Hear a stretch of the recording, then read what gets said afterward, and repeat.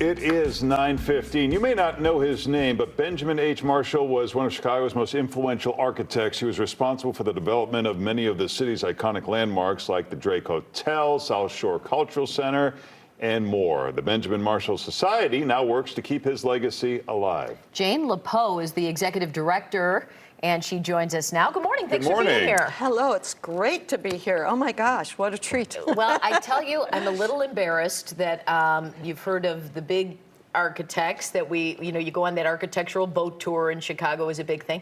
I am not familiar with Benjamin Marshall, and I should be. He's done a lot of stuff in this city. Well, everyone should be. Actually, we have a film where Chaz Ebert says, I know a lot about architects. I've been on every board, but I'd never heard of Benjamin Marshall. So why don't we know him better, and why are you so passionate about him? Well, it's very interesting. I lived in Paris for almost 25 years. I really came to appreciate architecture when I was in Paris, and I came back and landed a listing for $25 million on the cusp of Lake Bluff and Lake Forest, and it was a Benjamin Marshall, and no one knew who had built it. Finally, when we learned, we started, exploring and investigating, and it turned out he'd built the Drake Hotel. He'd built almost all of East Lakeshore Drive. Well, let's start with the Drake Hotel. Yes.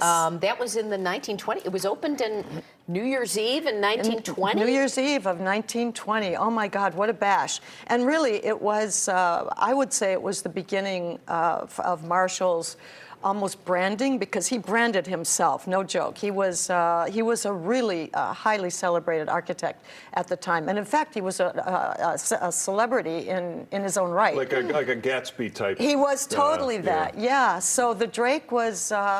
has been the host and home of so many celebrities, Hollywood and politicos from all over the world, ambassadors, queens, kings, royalty. And the Blackstone Hotel as well. And the Blackstone, yeah, that's a story on its own. The Blackstone was designed in 1908. Is that the one with the green roof there? Yes, okay. yes. It's a Second Empire style. After Napoleon III and the White City of Paris, you've been to. Oh, sure. And so, yeah, it was an amazing building. It was the tallest building at the time. It opened in 1910, and it had landing hooks for anchors for you see the anchors up there? Yes, No. absolutely. Really? Yes, oh yes, yeah. Benjamin Marshall did things like that. Unbelievable. Of course, there was never any Zeppelin that landed there. Yeah. Okay, we're just going to go through here the Polish Consulate. Yes, well, that was a city mansion, and it was built for Bernard Albert Eckert, and he was a big industrialist and became very involved in politics as well. And it is now the home of the Polish Consulate. Yeah, and it's elegant. It's just, it's much more toned down than his other buildings. All right, next one is, I think it's 1515 North State Street. Oh, yeah, 1550 North State Parkway. That is a gem. Oh, sure. Oh, my goodness. That is probably the most coveted place to live to this day in Chicago. Really? Oh, yeah. And it looks like it was lifted right out of Paris. Of course, Marshall was extremely... Look at that. Oh, yeah, that's the lobby.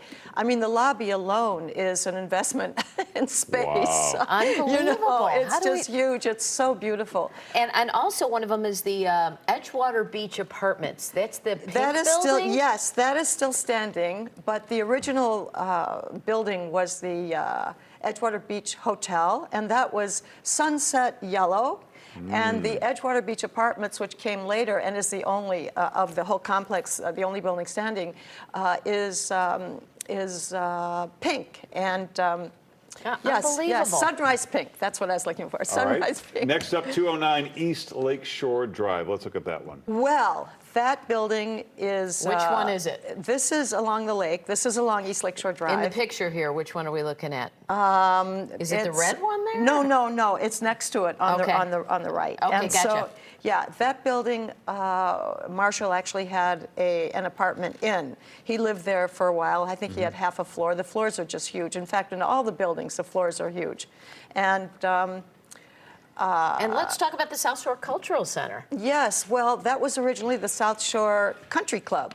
And it was designed for golf, for horses, it still has a stables and a golf course.